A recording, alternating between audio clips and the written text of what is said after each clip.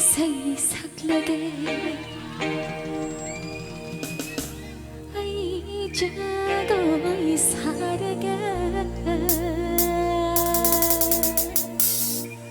ai nay say sắc lira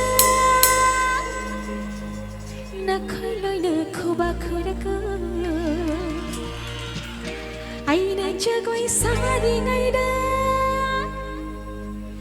na khơi say sắc lage na na na na na na na na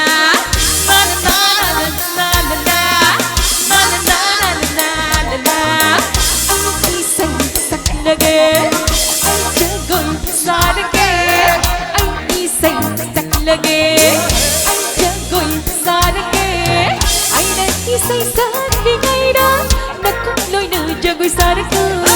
anh đã jagoi sát vì ngày đó đã có nghĩ say sát lâu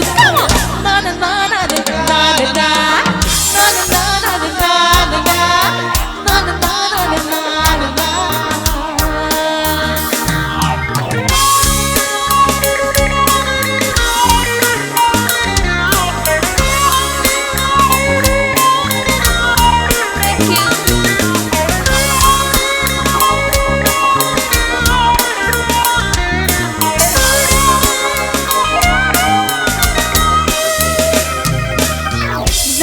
lòng thang được thành năm bắt đầu chạy sắc cu hay đất cơ đu làm chọn số đục từ buồn năm bắt đầu chẳng vui sau cây đang lòng bị đất cơ đu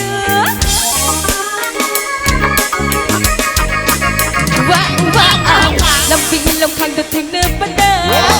chạy sắc cu hay đất cơ đu làm chọn số đục từ buồn năm bắt đầu chẳng vui sau cây đang lòng bị đất cơ đu đi say sóng mang đi năm bị đất sập đi ngay mà cầm bom lòng muốn chơi sabi isay sakman sinapinan sa pingay bakit pa nang wala ko'y sabi kay na na na na na na na na na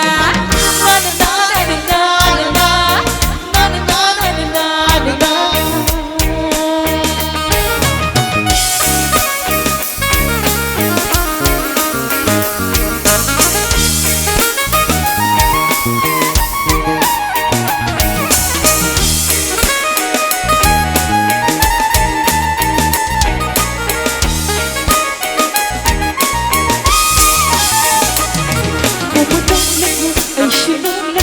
पैसा थारेको तुपिlang kalu Memulong aku ay sinong lagi पैसा थारेको tupilang kalu पैसा थामा dan giciyong nagkarang kadu Zagoy sama dan disangka di jarang kadu पैसा थामा dan giciyong nagkarang kadu Zagoy sama dan yung adi takakad Lari lang pikiri jam di dapi ipasini na nakakini lana poktok pirin Ay isay